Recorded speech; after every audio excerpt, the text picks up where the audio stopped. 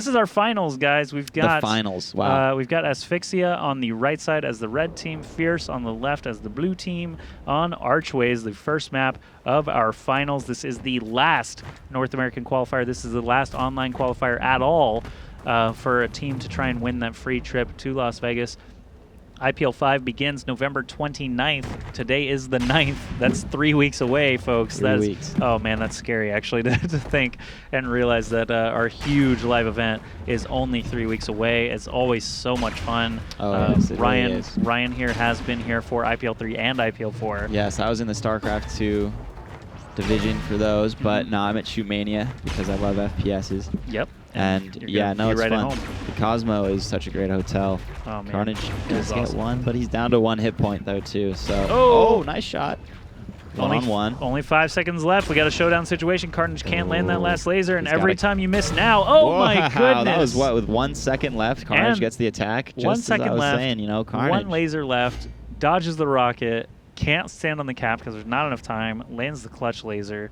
Ridiculous shot there from Carnage, and Spookroll attacking in first for Fierce. I'm not sure if he was doing that each time or not, but actually ESP attacked first every single game last time. Yeah.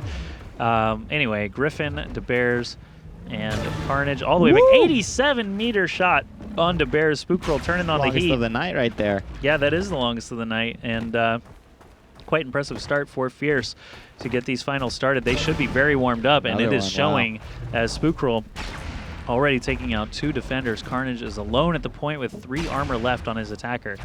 Yeah, one-on-one, tense situation. Carnage is going to have to just stay behind that pole if he wants to win this round. Do you think it's, oh wow, that's actually going to help a lot because now Spookroll can't just rush the point. He's going to try and land that laser, but if he just rushes the point, 2 rockets are very, very quick to fire. He hopped on that laser pad to get the endurance started, but Carnage popped him in the back. That was so close, but Spookroll gets the shot. Carnage with great rockets there, but Spookroll tried to do something a little tricky. He walked back over to the laser pad so he didn't jump. So he could just start using that endurance and just shoot on over to the goal. Very, very, interesting situation playing out there at the end. But yeah, Carnage just could not barely make that work. And suddenly we have 2 attacking rounds in a row, which is something we didn't see at all. Not at all. In the previous semifinal. Yeah, like I was saying, Fierce is going to have to pick up their attacking rounds, or else, Asphyxia can make attacking rounds. Like look at that shot. Like nice from the Bears. But yeah, so I mean, good start for Fierce, all things considered.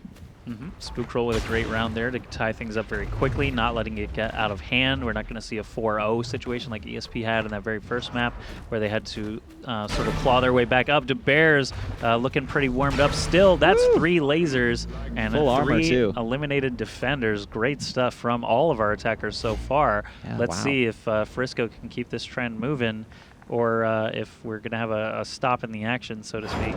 And Frisco attacking now for Fierce.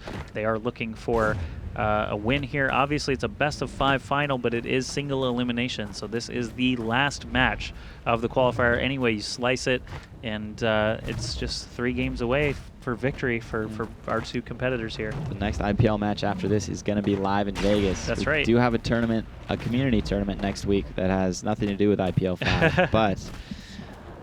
Yeah, we needed some filler content and said, hey, who do we know that wants to play on stream and help us out? So we grabbed a TF2 team, a COD team, a Gears of War team, and a StarCraft 2 team. Yeah, it's I'm excited. I'm really excited about the StarCraft 2 team because I have so much knowledge about StarCraft 2 that I can spit out and just make fun of these fools while they run around and can't hit anything.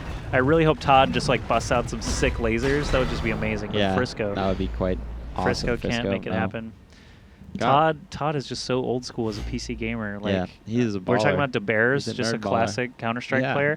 Todd was around back in 2003 and 2004. Yeah, just playing a different game, but he was going to World Finals in China and stuff like that back then. Human player in Warcraft 3. He was a boss. I used to watch his games every now and then. Did you play Warcraft 3? I did a little bit. Yes, I never took it too seriously, but I played a good amount of ladder.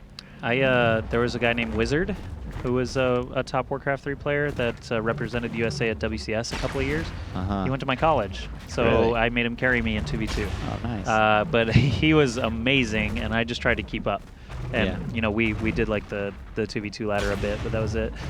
Griffin, he's got juice. Yeah, he's just dodging every rocket. Kills that. one defender, but down to just 1 point of armor. This is still going to be a tough thing for him to follow through with. Spookroll looking for that shot, jumps right in his face. It doesn't take long to recharge those rockets and land the shot.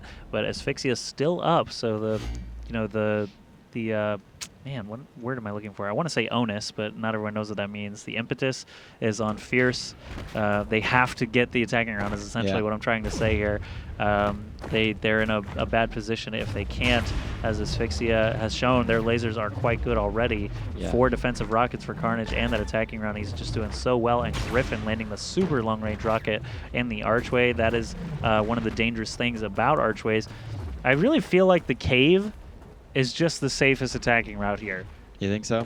There used to be a time where defenders would rush a lot, and the cave is really dangerous in that situation, but nobody does that anymore. In the cave, the spam rockets, there's just going to be far fewer of them unless they know you're going there. I just feel like it's the safest route because you're already on the ground. There's no risk of you jumping down and getting snagged on the way down to the ground, but no one just does it. Bosnak getting rushed down there. Yeah, and now it should be noted, Asphyxia has 2 attack rounds compared to Fierce's 1, so, you know, they just need to hold on, just win defensive rounds, and or Carnage can just shoot everybody and put them up 5-4, and then they only have to defend once. That's very true. Carnage does have a successful attack round already.